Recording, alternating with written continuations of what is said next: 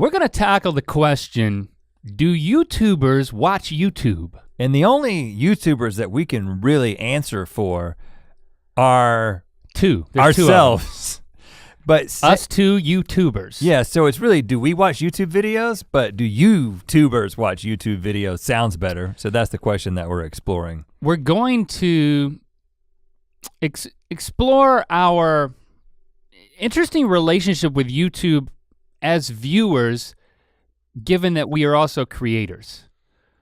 And I think, let's just get right into it.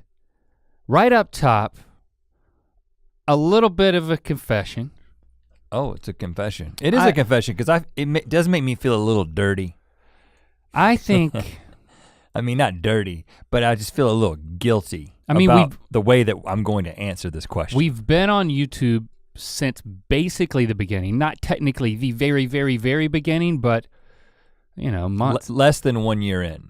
Yep, we were in it, on it, doing everything we could, not knowing how or even what this could be to get to this point, and then still struggling with whatever else is next in association with our professional exploitation of YouTube as a platform.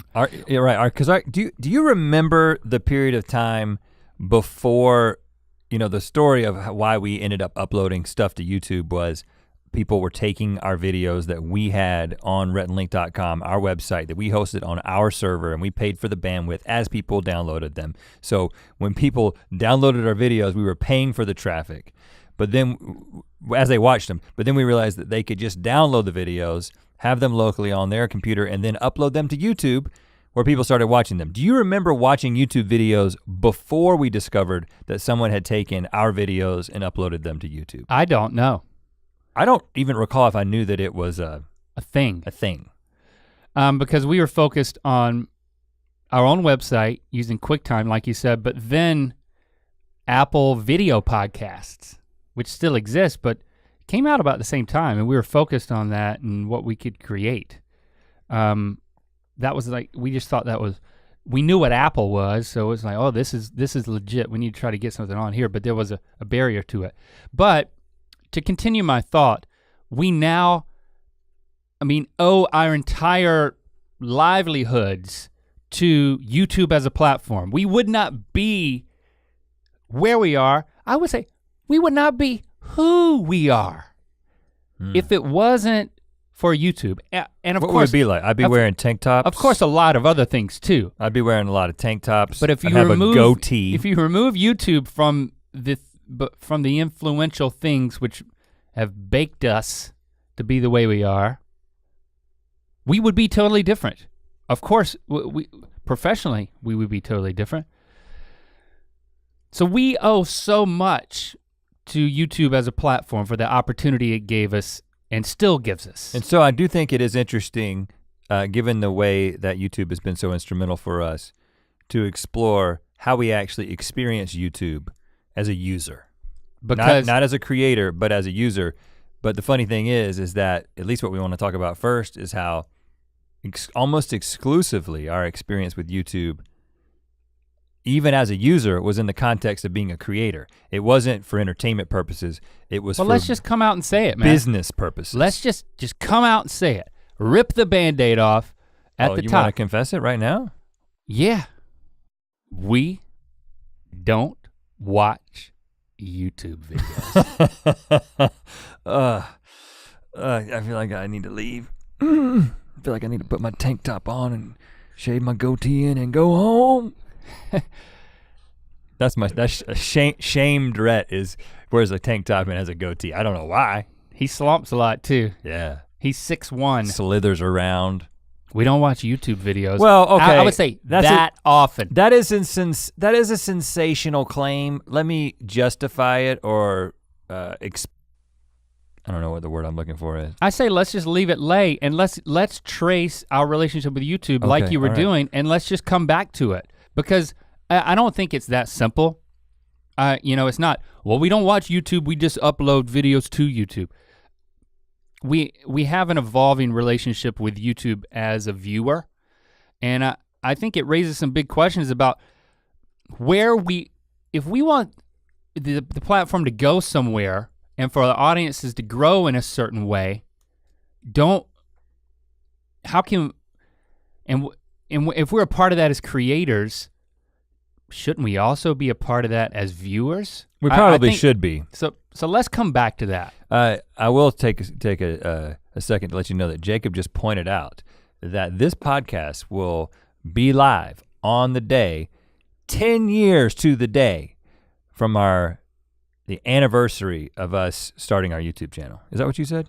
Yeah. What the crap? Starting the GMM channel, starting Rhett and Link 2. Okay. Not the YouTube channel is because that's been like 12 years, but the Rhett and Link 2, the Good Mythical Morning channel, which was Rhett and Link 2 at the beginning. Well, happy anniversary. Look at that. We've been 10 years with a second channel, which evolved into the Good Mythical Morning Show. Yes. Ha!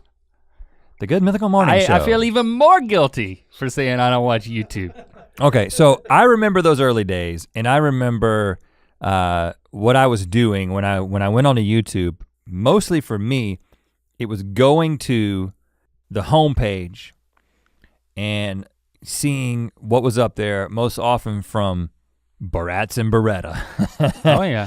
You know, Joe Beretta, you may know him now of The Valley Folk, formerly of SourceFed. Before that, he was with Barats and Beretta, famous comedy duo that we idolized and despised all at the same time. But they, along with everybody else that was on the front page or the home page, was somebody decided to put them there. Right, and so we would watch, I remember watching their videos and thinking like, man, they really got this figured out. It was like a stress watch. It wasn't watching it for entertainment purposes. Right. It was simply watching it to see what could happen. I remember looking at them and seeing they were #1 at one point, 65,000 subscribers. And I was like, how in the world can that happen? How can you connect with 65,000 people? Yeah, so we would be and of course you focus in on— That's bigger than an arena. You focus in on Barats and Beretta because they were most like what we saw that we could be. There was certainly all types of stuff on the homepage. Everything you can imagine. And I'm not gonna mention cats. Just imagine But of course, cats. But we honed in on that because, well, I wouldn't say they were our competition. We would consider them that, but they wouldn't have at the time because who are these guys in North Carolina? They didn't know about us. But I'd watch you watch one of their videos or something else that was like— You watched me watch? I would watch you watch sometimes. Secretly? Well, no, I would just glance over at you watching something and it's a funny video. It's supposed to make you laugh or at least smile. And I guarantee you— Oh, we didn't smile. If you look at our faces, it was just like, and it had nothing to do with what we thought of Barats and Beretta, except for what it made us think about us. It's like the first time— It was watching your, like a rival. Yeah, well, do you remember the first time we ever watched, and again, this wasn't stink face. A YouTube video. We'd have like a stink face. Flight of the Conchords? Not not YouTubers, but I remember we were in a hotel room traveling. I don't even remember where we were and why we were there, but— They had HBO. I ain't got no HBO at my house. I'm gonna turn HBO on. We turned HBO on and there's these two New Zealanders up there on stage, and we were doing some musical comedy at the time, and we just sat there and just looked at them in silence with just like a slight grimace. Yeah. How are they so funny? How are they? What is it going to take to get to be like those guys? So let's watching. Let's give up musical comedy. We didn't give up. We didn't give up, but we felt like it. But that's how we interacted with YouTube. Was okay. This is what we're trying to do now. I mean, we started uploading to our channel, the Rhett and Link channel, and we were waiting. We were just looking for an opportunity to get something that could be featured on the homepage. I mean, that was the holy grail. But everything else we watched, sketch channels mostly, there wasn't a lot of musical comedy on YouTube. Well, we also watch videos to try to see other we tried to watch and find the videos that other people were watching so that then we could create a video response to those videos so that then people would watch our channel. So I specifically it was all so strategically driven and so professional. Again, so, like those skateboarding twins. What, I didn't even watch the video. Rhett just tells me there's this Pew skateboarding twins, man. They've got like, we need to make a response. I was like, okay. I never watched the video. Yeah, you didn't have to. It wasn't about watching the video. There was a video of a man drawing a perfect circle on a chalkboard and everybody loved it. Now you can see that a million times on YouTube, but there was the original dude who could draw the perfect circle. I saw that on Reddit last week. It's still being memed. It's still impressive. I mean, if I could stop right now and just watch somebody do that, I would do it. But we did it and we made a response video just so people would come and watch our videos. And of course, then we would watch our response video to see other people watching it. So it wasn't fun. It wasn't entertainment. It was desperate. It was a job, you know? It was like, we're trying to make this work. And so whatever's working, everything that is working needs to inform what we're gonna do on our own terms in hopes that that will also work. Right. And I mean, even as we got successful, it didn't change. You know, we've always been older than what I felt like was the average YouTube viewer. I think this is something that'll keep coming up.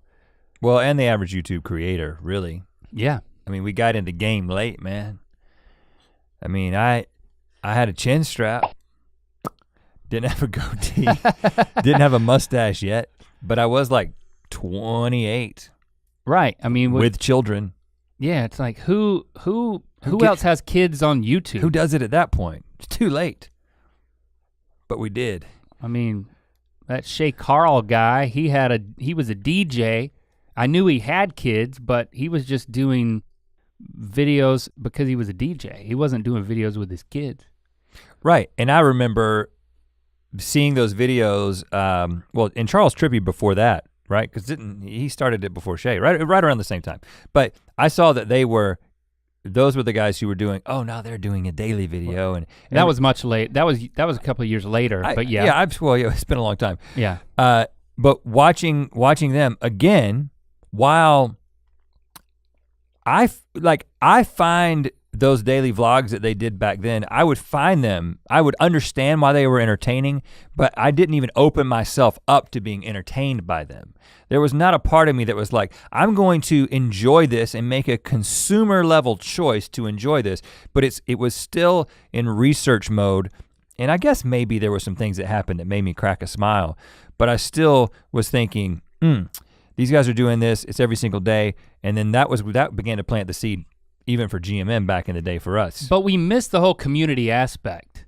I mean, when we had DeFranco on Ear Biscuits, I remember he told us the story about how he got started, and it was very much, he was just a member of the YouTube community. He was commenting and conversing with other people.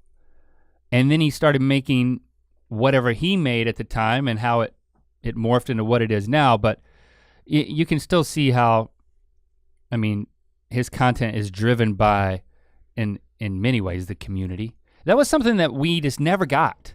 We didn't look at it properly. We missed that. We didn't understand. I'll blame it on our age, but it was like, we just go home and watch television or movies. Mm-hmm. We would come to work, we'd sit at our desks and we'd watch YouTube videos to inform our business. But we didn't really talk to people. I mean, video responses, perfect example. That's a great way early on to foster community. Oh, I watch your video, I've got something to say in response to it.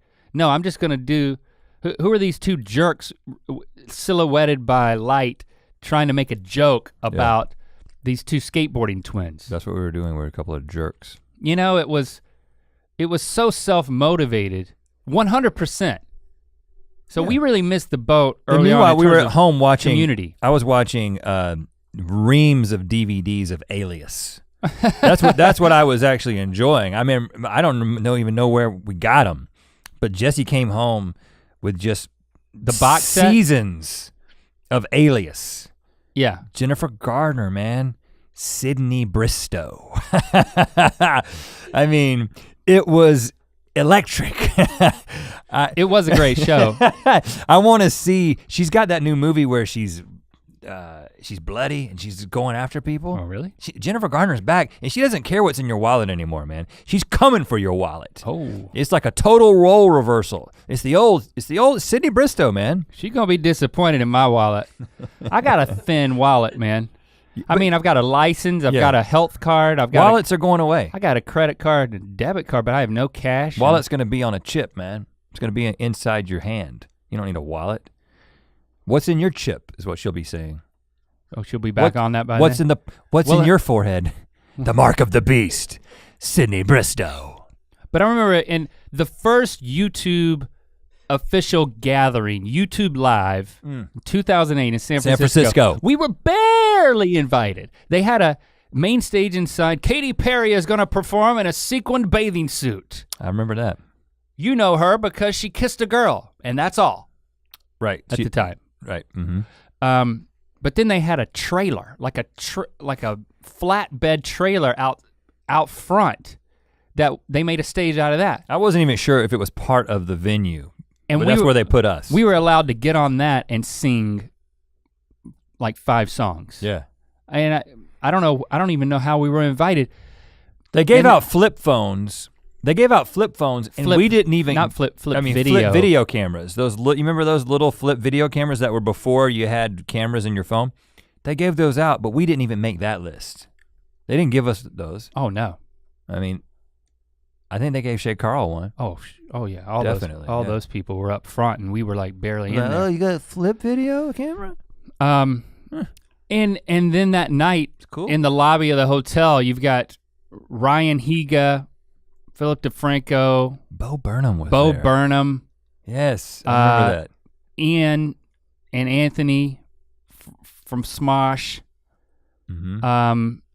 A bunch of other people. There was a photo that was, I think Joe Beretta posted because Joe was there. And we were on the fringe of that photo. We weren't allowed into the board game that they were having because we didn't know anybody. They might have known of us, but they knew each other. Because but they knew each other like. There was a sense of community that we didn't understand. They had been to like one additional YouTube gathering. Well, but they were talking, a lot of them were talking to each other online. Yeah. I wouldn't peg Bo Burnham as one of those people, but he was also very funny and very cool, so there he was in the middle of all of it. Yeah. I don't know. Yeah. Maybe he was talking to him. I don't think he was a video response type of guy. But anyway, we just didn't, I think we missed the boat on that. Right. But then in spite of it, we were still able to get some traction, so that didn't draw us in either. That was the big thing at first was the community and the connection and the conversation. It wasn't just the quality of entertainment that the funniest skits you can ever find are here, forget SNL. That wasn't really the But case. how does this relate to your use of YouTube? Where are you going with this? I'm saying that it just, as time progressed and we started to get successful, we still didn't really invest personally. We didn't talk to other creators. Right, but what about and then we didn't watch the use of the platform for your own personal entertainment? That didn't start happening. No, it didn't. I mean, and what we just said, the confession is that hasn't changed a lot. So let's take a break and come back and talk about how we use it today. And if anything has changed in terms of the way we view the platform, and maybe what we desire for ourselves, and what you might be able to help us with. Change is gonna come. But first, we want to let you know that you can grab the shirt that I'm wearing, or one very much like it. I just grabbed it. As well as the mugs that we are drinking out of, and the jars that we are drinking out of. We are both double fisting. Not because we're super thirsty, but we're super thirsty for you to buy these jars. And mugs, I guess. Yeah, we got limited quantity. Limited quantity. Decreasing every day. Go to mythical.store. Make it decrease more. Mythical.store, if you're thirsty or you need clothes. Well, it's really not like that basic of a need kind of clothes. It's more like it's clothes you want to wear. I don't know, I shouldn't have brought that up. Mythical.store. Okay. You wanna know how I use YouTube now as a viewer? Here's one example. Here's a story. Warning, it may involve a little nakedness. Man, I don't know how I'm gonna tell this story. How far should I go? I should have told this story in my own brain before I'm telling it with my mouth. This is very risky. Because there's some pitfalls to this story. Uh-oh. I don't wanna, I just don't wanna overshare. Okay, probably too late. Okay, let's see. Last week I didn't have to be here at a certain time. I actually knew you weren't gonna be here until later, which I'm like, I ain't gonna be there either. So I was hanging out at home. Yeah. My Christy was also at home, and nobody else was. Okay. All right. But so we just had some. And what? We just had some. What happened? Well, we had some business we had to take care of. Like, you know, when the kids are around, I mean, it's like a zoo at my house. I got Sounds like it. I got 3 kids. I've been to the zoo. I've seen them. I've caught animals in the act before. No. I'm not talking about that at all. Oh. I'm just saying that. You've already gone off track, man. In the hustle, you brought up zoo. That didn't help. In the hustle and bustle of life at home, there's just certain things that you put off, like a stack of mail that you need to go through, okay? So let's just say that Christy and I had a stack of mail that we needed to go through. You probably shouldn't use that analogy with her, just so you know, baby, you know. I don't know what you're talking about. When we're enjoying one another, literally talking about mail. When we're enjoying each other, I think of it like a stack of mail. You know what, but you could say, but technically I am a stack of mail. you know? Yes. Yeah, right. But I don't know what you're referring to because I'm just talking about literal mail here. Okay. M-A-I-L. So, we're like, you know, the best place to sort through your stack of mail is in the bedroom? Is in our bedroom upstairs. Right, yeah. And then, but she's like, well, there's the painters coming over to paint our bathroom. Yeah. Which is in our master bedroom. Even if Who's the painter in the analogy? Oh, a literal painter. It's all literal. Okay. So I'm you had construction at your house. Got it. And the painter has a key to our front door. So, and then lots of times he comes in when we're not there because of the lockbox and he'll just come up to our bedroom and start painting. Oh, wow. So locking the front door of the house doesn't help us, but locking the deadbolt on our door does help us, which we did. The bedroom door. And so took the mail up there. Christy locked the deadbolt, and because you want to have a secure zone when you're sorting the mail. Right, yeah, because there's confidential documents. Right. Sensitive information. I'm not gonna be in trouble. So, sorted the mail, that was great. It's good, sense of accomplishment every time you do that. Right, yeah. It's something you got to do. Painter didn't show up. It's like we're in the clear, everybody wins. Yeah, right. And then Christy goes over to the door and she's like shaking the door. And I'm like, what are you doing? And she's like, the deadbolt is stuck. We're locked in our bedroom. And I'm like, well, let me handle that. And I'm moseying on over there. Of course I was naked because yeah. You don't want the mail to soil you. You don't want to get a stain. I'm like, you're right. The deadbolt is stuck. Whoa. I could see it move a little bit, but it didn't retract far enough for the door to open. Again, the deadbolt is literal, right? Yeah. Just make it. I want to parse. It's all literal. Because if that's metaphorical, we have a medical situation. If the deadbolt gets stuck. Oh gosh, I needed a good laugh today, man. This is exactly what I needed. Of course, this is all gonna get cut. This is just for me and you. Okay. So I'm like, let me step in and shimmy the deadbolt. There's no hope with that. I mean, it's not the type of thing you can put a credit card in there. I didn't have one of those anyway. I actually looked around. I was like, in my bedroom, I didn't have anything except sorted mail. You got a small wallet. And it's a double door, so at the top, there's one of those things that like, if the door were open, you can pull down on the thing that goes into the ceiling to lock the non-swinging door. To lock the non-swinging door. The non-primary door. So I could push really far and try to shimmy that, but I thought my fingers were gonna get caught, and then I'm like, okay, we're gonna have to unscrew the deadbolt and disassemble it in order, your eyebrows are raising, just because I said unscrew the deadbolt. We're gonna have to disassemble the deadbolt, but I need to get a Phillips head screwdriver. Don't have one of those up here. So I'm like, well. You just thrown me a lot of softballs, but I'm just letting them all go by. I'm waiting for the home run. So then I'm like, I'm going to have to go out on our balcony, jump off our balcony into our pool. Oh, just like a douche. In order to jump into the pool. In order to get down to go into my garage and get a screwdriver to then throw back up to you, Christy, so you can disassemble the deadbolt while I'm down there, naked. Well, I'll put on swim trunks, which I did. And so we had this whole plan. And then I'm like, you know what? Don't panic. Don't do that. You could injure yourself jumping into your pool from the second story. That's crazy.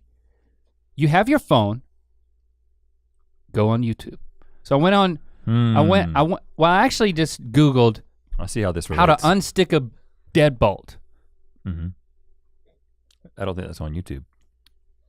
Another tube you gotta go to. A YouTube video came up and I started watching it. And it was a guy telling you how to, step by step, but it's magic right there. I knew watching it in video so much better than just reading it. Just out of curiosity, what is the process?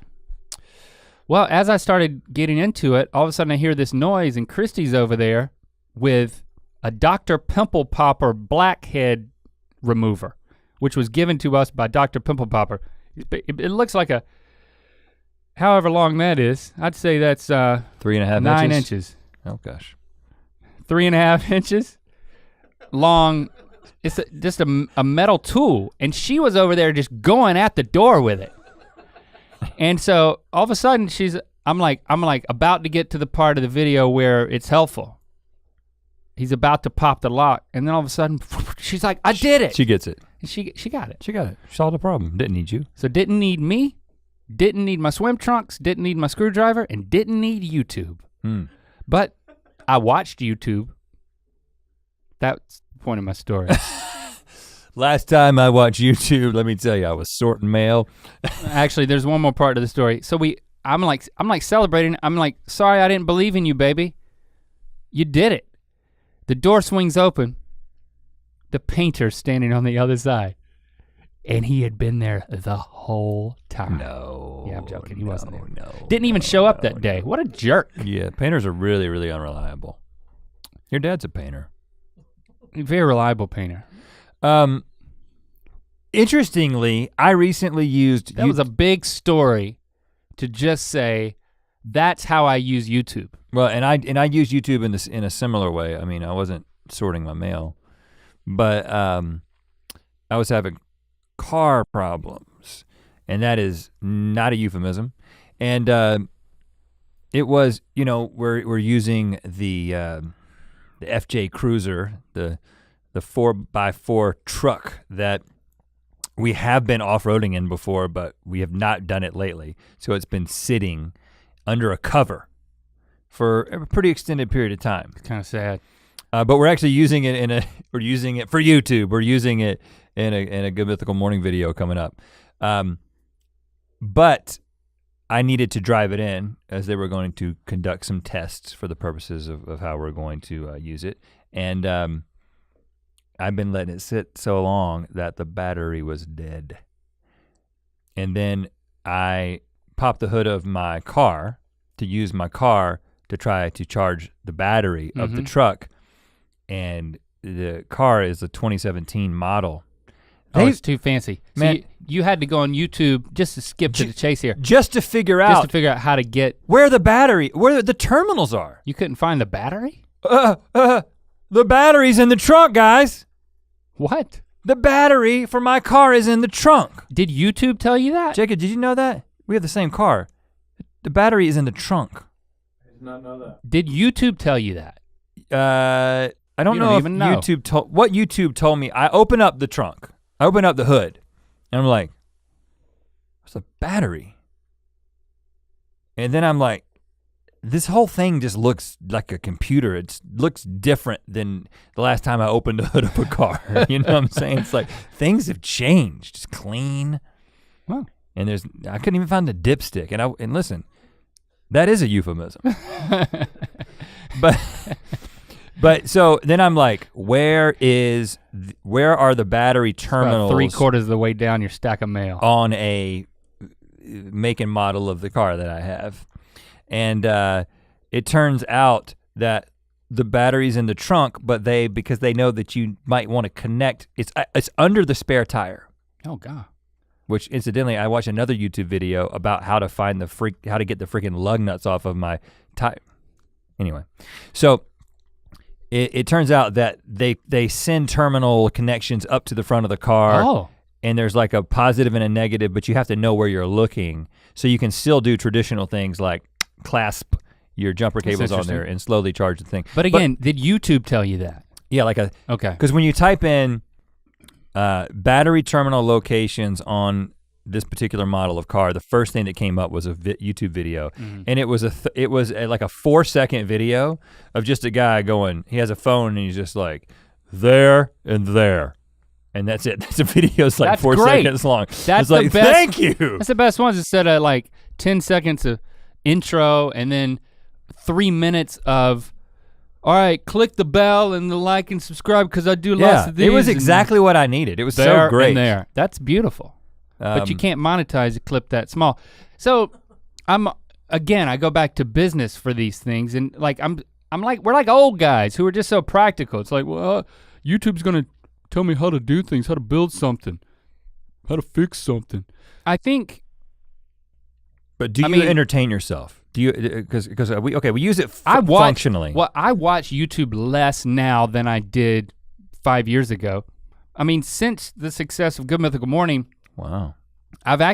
We have a system for how we churn out these episodes, and it's not so dependent from video to video on learning from what else is happening on YouTube, to a fault. I think it's actually a problem that we can get to lackadaisical in like the rhythm of how we produce Good Mythical Morning that we used to be, because every video was starting from scratch on the Rhett and Link channel. We're like, okay, what are we gonna put on the menu at the end? Or what are we gonna use these annotations for? How can we get more people to actually watch it? Or, every video was like a strategy session to learn from the last thing, and that doesn't happen every single day now. And we've got a whole team of people that put out the show, so I'm not as motivated to scour YouTube every day to figure out what someone's doing better than us. And that's a problem, but it actually gets me further away from, now I'm not even watching videos at all, unless I need to shimmy a deadbolt.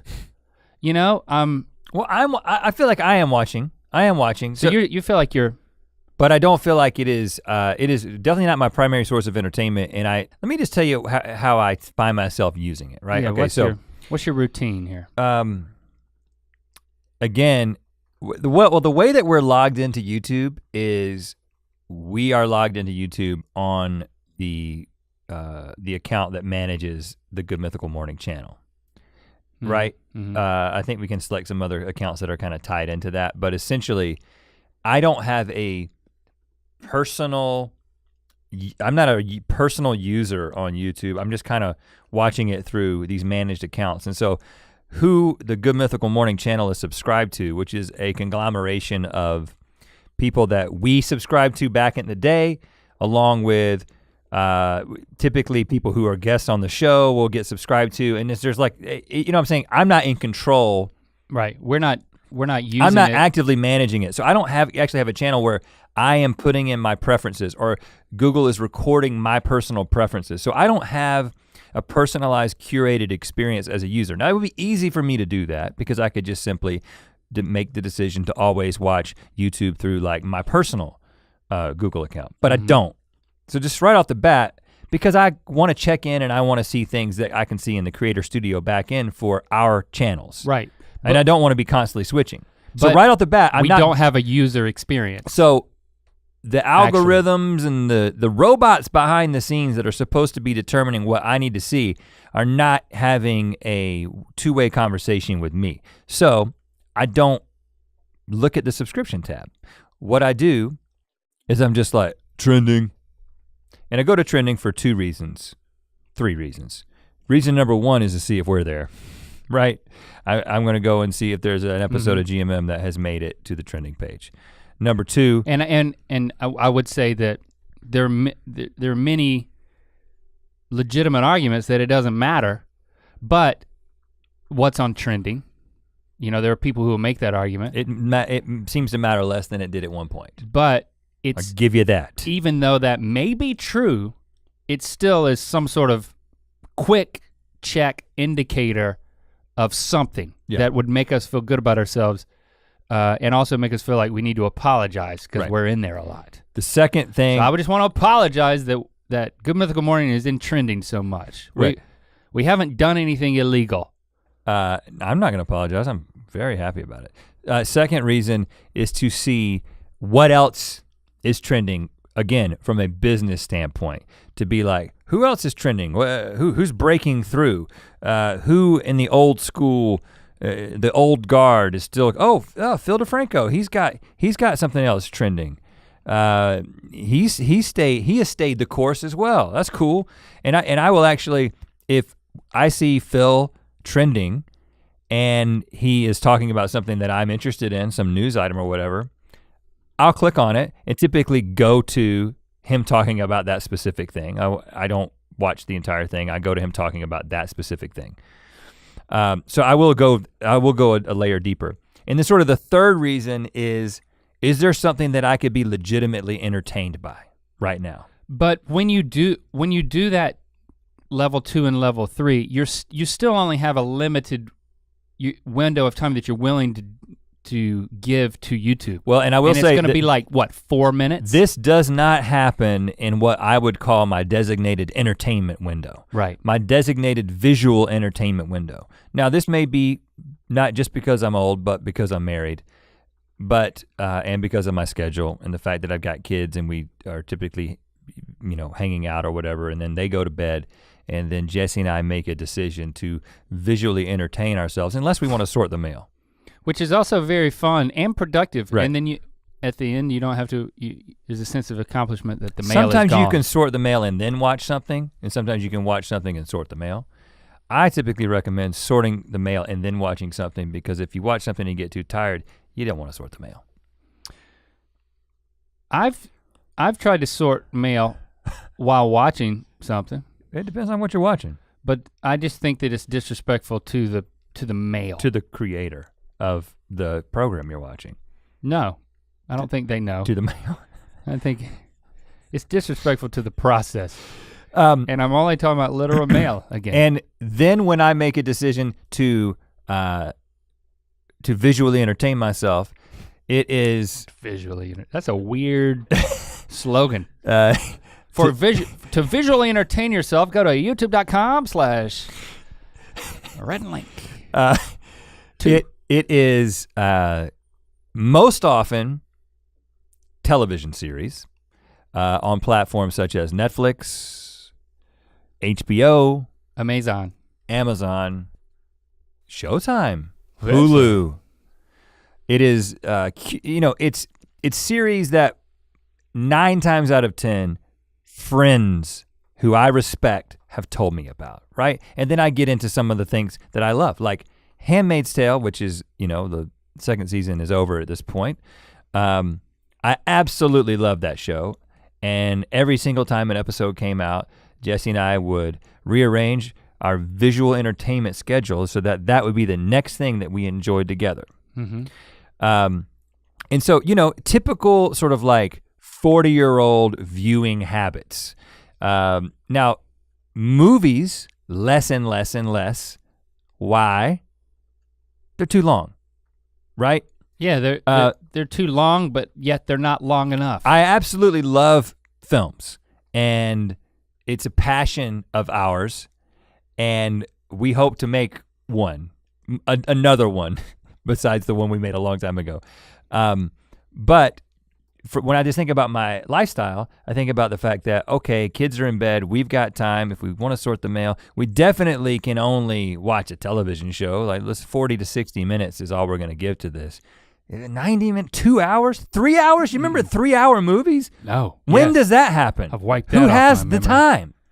And so I don't believe that this is a tangent, but I don't believe that the golden age of television is simply based on the fact that Netflix decided to start making television. I think it's definitely based on just combination of the amount of programming that is available, people's schedules, and I think that the length of a television series has fallen into a sweet spot that has become easily insertable.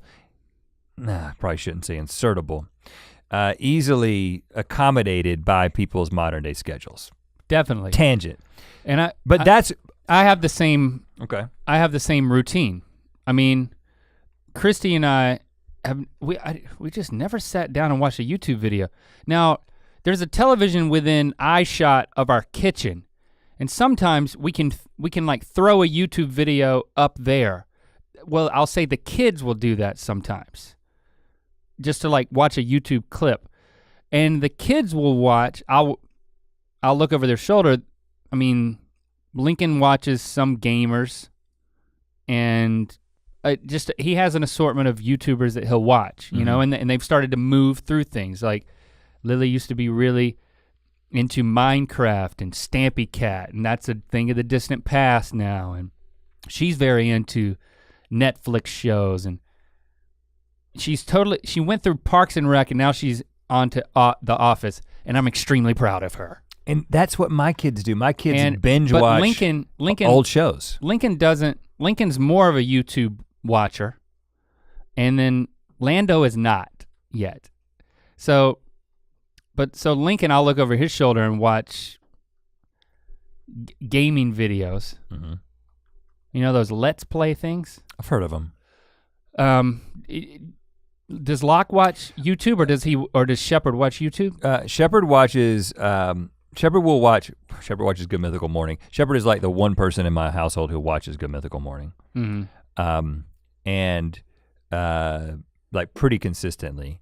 And he watches, I've noticed that there's a couple of other, I can't even tell you who they are, but basically he's really into is it Roblox or Roblox? Roblox. And so he plays that game all the time. So he watches a lot of videos about that. So let's play and instructional videos about that because it's all the games within the program. Mm-hmm. But Locke watches, he just goes through a bunch of shows. Shows that I really wanted, like he actually is almost all the way through Breaking Bad by himself. And I wanted to watch that with him. Like I was looking forward to that being like a— Oh, you're talking about on Netflix. Yeah, but now it's on Netflix and I'm like, see him watching, I'm like, whoa, you're already watching Breaking Bad without me? You're like in season 3. He's like, Dad, it's the best show I've ever seen. And then I'm like, okay, missed that bonding opportunity. But the YouTube that he does watch is basketball related videos. So. But not shows. No, there's a few.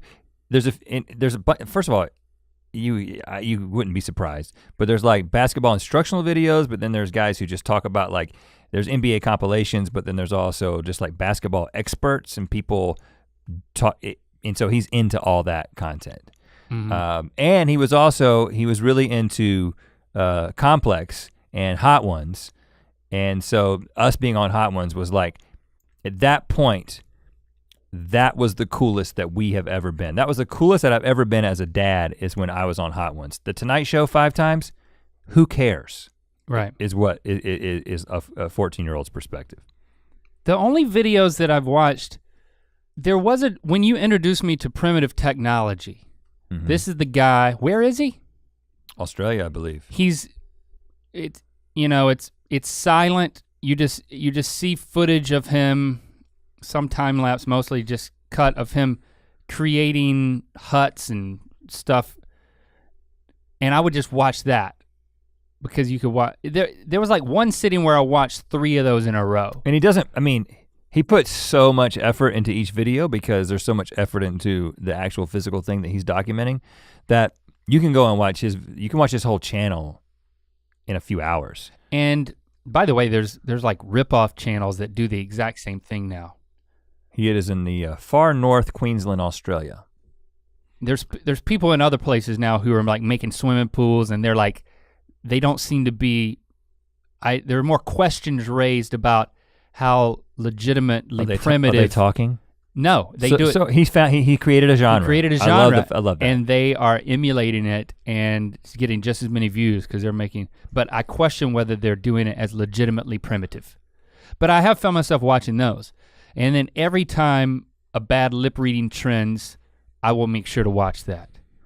But it's not in the shared time. Well, first of all, if you're in a relationship with somebody and you've chosen to be visually entertained with them, like we have, there's not a lot that I watch on my own, and so I think that right off the bat, that ends up kind of changing your habits. When I'm alone, when I do have an option to watch stuff alone, and I don't choose to watch, sometimes I'll be like, I'm gonna watch a war movie because she would never watch this. Mm-hmm. But those are the times in which I find myself being personally entertained by YouTube. And because you're watching a war movie on YouTube?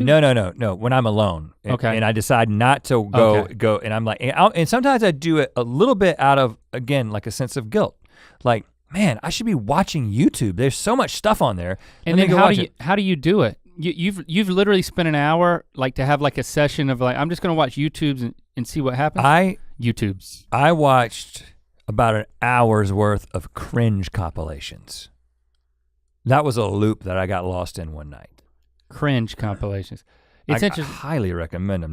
Well, this is ironic. Based on some of the comments that we've gotten before on some of the cringier things that we've done.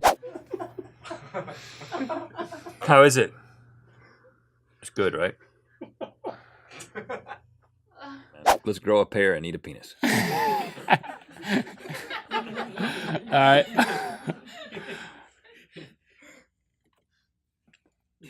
Get it lined up with me. Chomp in 3, 2, 1. Like anytime we've done anything that made anyone feel uncomfortable, like the vast majority of the mythical beasts have reacted negatively to it. So I don't expect the average GMM watcher to enjoy these things. You probably hate them, but there's just something about the dark, sinister side of me that loves cringe compilations. And so you're trying to find one that, okay, this one's got 12 million views, and it's got a long run time, so this is the one I'm gonna watch. I found one guy that just numbered them. Cringe compilation 5. And I was like, oh, there's 6. It's hard to find. There's 7. There's 8. Cringe all night, brother. I do now remember that Lily sat down a couple weeks ago and she was like, Mom, I'm gonna give you a crash course on Vine, which of course is no longer. This happened recently? Yeah. Did you tell her that it's a dead platform? She knows this. She's just like, she pulls up Vine compilations on YouTube. Your kids watch that, like anytime my kids are over here, like if we do like a social event at your house, I've noticed that by the end of the night, all the kids are watching Vine compilations. And so Christy didn't do it, but I sat down with Lily and I watched almost an hour and a half of Vine compilations on YouTube. And how did it make you feel about yourself? I was like, oh, I get Vine. I should have done this when Vine existed. Maybe then I could have been a part of the zeitgeist. But don't you feel like you just ate a lot of candy? Yeah. It's like you can go to but it was fun because Lily and I were just laughing, and incessant is usually negative, but it was like a barrage of laughs, and it's so quick. Yeah. It's like a weird Clockwork Orange situation where I feel like my eyelids are peeled back and I'm just like laugh. It is like a weird thing. It's like sitting down and just eating like a pound of bacon. You know what I'm saying? It's like, watching the cringe compilation. And every once in a while, sitting down and eating a pound of bacon is awesome. But again, I don't want to do it with my wife. Here's the thing, and I did talk Christy into watching Game Show Blooper. Yeah, those are good. And again, that's a compilation. Yeah. And so the way that we have found to enjoy YouTube as a viewer is just these compilations that range from like decent to absolutely crappy. Well, and let me make an observation about this, because I think this is, again, this is where I feel a little shame, is that none of the stuff that we've described is content that was created with a YouTube audience in mind, in the way that Good Mythical Morning, what we do.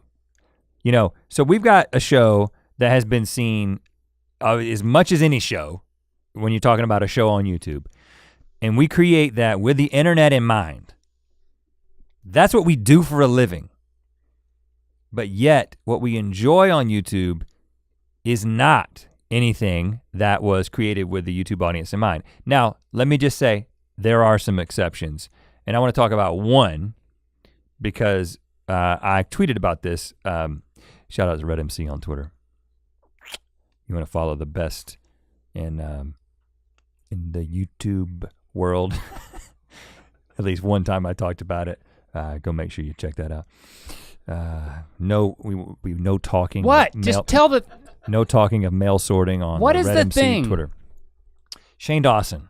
Oh yes. So I talked about, first of all, this TanaCon thing that happened, you know, around the same time VidCon did, and if you know us, you know that TanaCon is not the kind of thing that we would get roped into typically, but I was very interested in all the hubbub around it. And then I found myself, I saw that Shane had a really, the thing that got me was that he had a very long video that was trending. Like a 30-minute video, maybe it was longer than that. I was like, wow, this is interesting. And again, my initial interest in it was the fact that I've always kind of known, and I kind of keep up with what Shane is doing, because he's an OG, he's constantly innovating and kind of reinventing his channel, and he's got a super successful podcast, and he signed this table somewhere. He's a trendsetter, man. And so I've always respected how he's kind of reinventing himself, and also trying new things on the platform, also doing it with YouTube in mind from the get-go. And so I was like, okay, what's he up to? And I would add, with artistic integrity. Yeah, and so I see this TanaCon thing, and I start watching it, and I am immediately mesmerized. And I think that I'm just in one of my toe dip YouTube sessions, which is like 99% of my YouTube watching. It's like checking in on something. Even if I like something, I don't watch the whole video. You'll reach a conclusion about what he's done, and then I'll send you a text. Be informed by it. Send you a text. Right. Let me tell you what Shane's doing. I watched 2 minutes of it and know everything about it. Right, but, and I'm like, yeah, I watched the thumbnails. So I know. That's literally what I do. I watch thumbnails and I feel like I know enough. So I go into this thinking that this is just an educational experience, and I find myself being drawn in to the content in a way that I would be drawn into, and this is what I said on the Rhett MC Twitter account, like Making a Murderer on Netflix. A documentary. Which was a documentary series that was mesmerizing, and my wife and I enjoyed it together, right? And I watched this 45-minute thing, and then immediately tweeted about it and said, you know, this is, I don't know what it was, but it was essentially, this is got me. This content has absolutely sucked me in the way that what I consider a sort of a higher tier of content traditionally has sucked me in. And of course I watched the whole series. And then since then he's done, he did the Jeffree Star series, which I haven't watched yet. But the way that he has approached it is, again, it's in this like YouTube meets this crime, conspiracy, documentary process. And I'm absolutely mesmerized it. And I was like, I think I could just watch this for entertainment purposes. What? And also the thing that was weird about it is that it was long. So it began to fit into that little window of time, that sweet spot, the 42 to 59 minute sweet spot that entertainment kind of fills in my life right now, which is so smart of Shane to start pushing the content to those lengths. And so and it's funny because at the same time that Shane is doing this, and he's not the only one. Again, we just don't dig deep enough to know. I'm sure you guys will be like, and that's what we're gonna get to in a second, is you telling us who we should be watching. At the same time, ironically, that this has been going on, YouTube has been doing YouTube Red, now known as YouTube Premium, which incidentally, there are 2 seasons of a show that we made, Rhett and Link's Buddy System, available on YouTube Premium.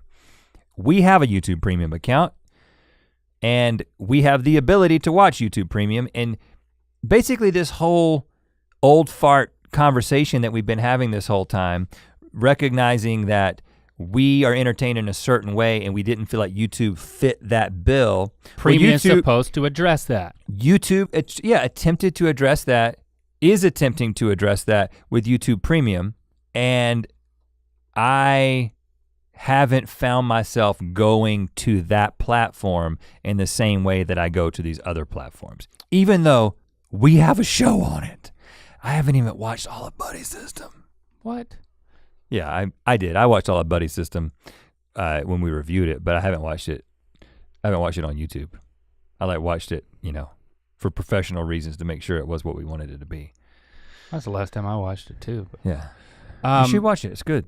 Yeah, I watched part of Cobra Kai because I was just curious, but we watched it at work and we just judged it and we said, well, a lot of people really like this, even friends of ours that I respect their taste.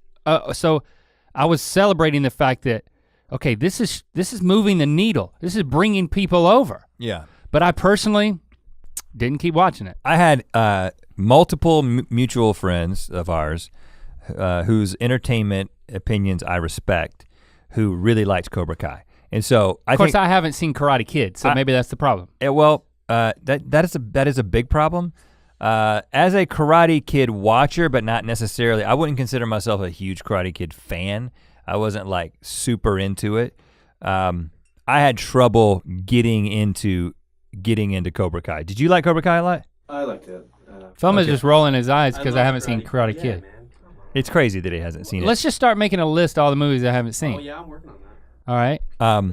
But then there's another handful of things, and again, I don't want to get into I do find it a little bit odd that I visit YouTube, the homepage of YouTube every single day for professional reasons.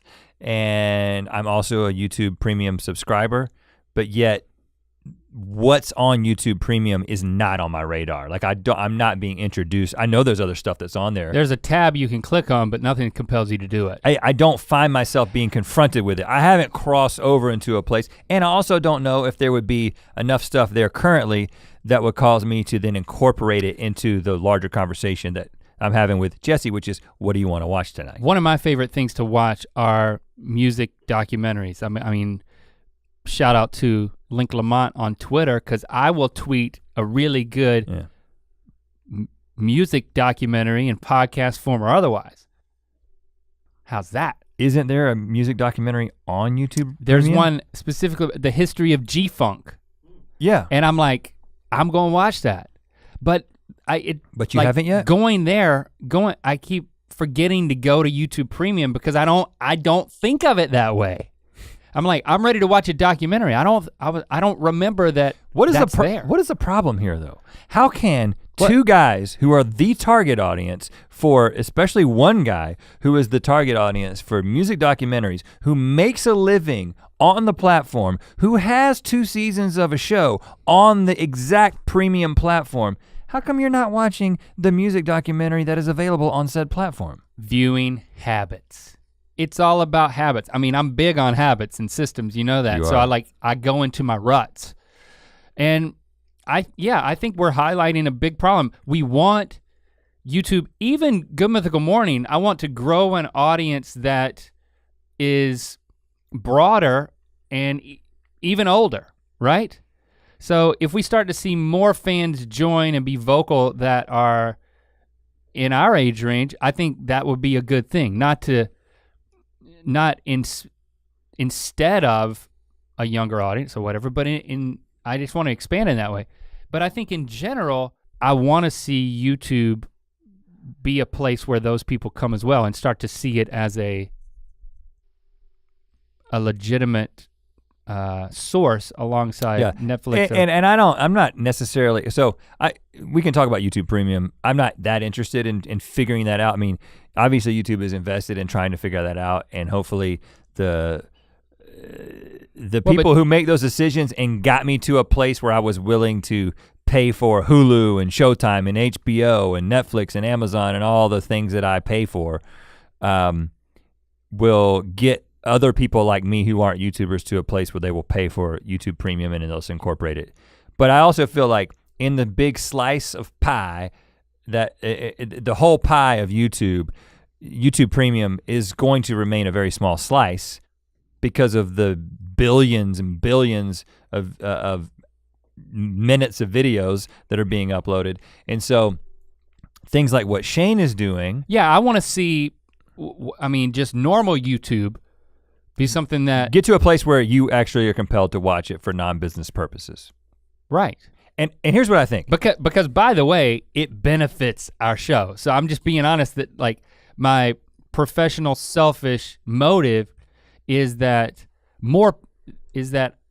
if I'm motivated to watch other stuff on YouTube, then other people like me will be motivated to watch me on YouTube. Well, the tipping point for me is going to be when I feel like my wife will watch it with me.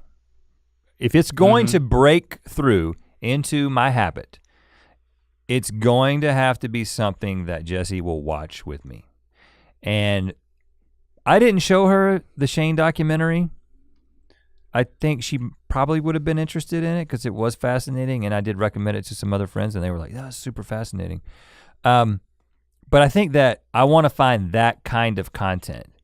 And I think that, and again, this is strange, just a little bit of a strange conversation because as we've said many times, YouTube, my perspective on YouTube is that it is largely personality based. It's not necessarily content based. Right. And it's also the type of content that you produce is if you're gonna put it in front of if you're not gonna put it behind a paywall, but it's gonna be AVOD, they call it. So basically it's just free to watch, it's ad supported. That's gotta be it's gotta be cheap, per minute. You're not gonna be putting a lot of time into that. And that tends to- Money into that you're not gonna put a lot of money into that. So that lends itself to personalities that can, getting somebody to be themselves is pretty cheap. And so those are the kind of things that come to the fore on YouTube. Shane has found an interesting way to do something that's very compelling because of him, but the way he has created, crafted these stories, he's investing some money into it, but it's getting a lot of views, so it's probably paying for itself. All I'm saying is that I don't think I could get my wife excited about watching someone vlog, unless they were talking about something very specific that she was interested in that I probably wouldn't be interested in. Right. So getting into that place where what is the nature of the kind of content that we want to sit down and enjoy is probably gonna be something that has got, and we'll watch, it doesn't have to be scripted. We'll watch documentary, we'll watch reality television. So I do think that it can live just in a regular YouTube world, but I don't know what it is. And so I'm asking you guys who are watching. With your ears or with your eyes? And listening, to tell us what you think we should be watching. Now it doesn't have to be something that is like, oh, you and your wife will love this. On YouTube. That would be great. Only on YouTube though. But just YouTube. YouTube content. Now if there is a YouTube premium show that you're like, oh, you definitely should watch this one. I do think you'd like it. We can recommend that. Yeah. But it's gotta be on YouTube. And if you think it's gonna be something that we would actually be drawn to for entertainment purposes only, and we're gonna take your suggestions, we're gonna follow those rabbit trails, we're going to seek to enjoy some of this content, and then we're gonna have a part 2. Oh snap, so this is a grand experiment of, can we find enough stuff already on YouTube that will compel us to then change my viewing habits and to shift my own brain to see YouTube differently. And I feel like it's so important. Like we got a lot riding on this. Am I building this up too much? Am I wrong? Because I feel like if we can't We're just gonna quit? then I have a lot less hope for where our career is going. Well, would you watch Good Mythical Morning if you didn't make it? Oh. Let's table that question. I need to think about that.